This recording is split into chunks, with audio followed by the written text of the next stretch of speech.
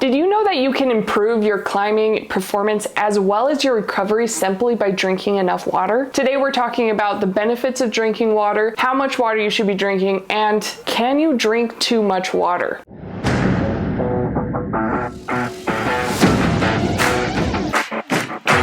Hi, I'm Sarah from Send Edition, and welcome to 3 Minute Thursday, the show where we talk about everything climbing in 3 minutes or less every Thursday. Before we get started though, all of the sources for this video have been included in the description for your reference. Let's put time on the clock and get started. So first off, let's talk about the benefits of drinking water. The number one benefit when it comes to drinking enough water is that it enables your heart to be more efficient, and thus it doesn't have to work as hard to get the oxygen and nutrients needed for your muscles. This is especially important for climbing, maybe more than other activities, because if you've experienced something called the pump, where your forearms are so stiff that you could pound them and they're a rock, it makes it hard for you to grip. That's due to lactic acid buildup. And lactic acid buildup is caused by a lack of oxygen in the blood flow. In addition to pounding out and shaking out, what you can do is drink enough water while you're climbing. And we'll talk about how much water you should be drinking in just a second. Now, a lot of professional athletes already know the benefits of drinking enough water, but even then, it's really challenging to recognize how much water you need to drink. For example, in one study that looked at runners, they found that runners typically underestimated how much water loss was through sweat, and this resulted in them only replacing 30% of those fluids with water. With that being the case, how do you know how much water you need to be drinking and if you need to drink more? There's three parts to this. First, 1 to 2 hours before you start climbing, you should actually be drinking 15 to 20 ounces of water. Now, if you're one of those people who feel like you can't drink water before an exercise because you'll get sick to your stomach, this is something that you may need to work up to, but you will start noticing immediately a performance change when you have enough water in your system. Step 2 is 15 minutes before you start climbing, drink about 8 to 10 ounces of water. Then, while you're actually climbing, about every 15 minutes or so, you should be drinking 8 more ounces of water. Obviously, if you're sweating a lot, increase this water intake, as you may be losing more due to water loss in your sweat. Additionally, there have been some studies about the use of sports drinks, like Powerade, Gatorade, electrolytes, loaded type drinks, and though there are some benefits to that, especially when you look at marathon runners, they find that when it comes to hydration, they're typically not necessary. That being said, if you feel sick after drinking water, but you don't feel sick after drinking that sugary Powerade, drink the sugary Powerade. At least you're getting some liquids in your system. It's better than nothing. So you may be wondering, what if I drink too much water? Well, the reality is it would be really challenging to drink too much water. In fact, to drink too much water, you'd actually have to gain weight during the exercise from water. This would be gallons of water. And before any serious symptoms come on, you'll start to feel nauseous, you might get a headache, confusion, and only after you continue to drink a ton of water through all of these symptoms, you might get something more serious like fatigue, and in some very rare cases, you could go into a coma. That's pretty rare and quite unlikely. I thought 32 ounces of water from my water bottle during climbing session was a lot, but really that 32-ounce bottle of water that I've been using is only good for an hour and 15 minutes of climbing. So if my sessions are 2 hours, then I am way undercutting myself when it comes to the amount of water I should be drinking. Is this happening to you too? Go ahead and share in the comments what your current water intake is while you're at the climbing gym. Do you even bring a water bottle? Thank you so much for watching this video. If you like it, please give it a thumbs up and share it with your friend who's definitely not drinking enough water at the climbing gym.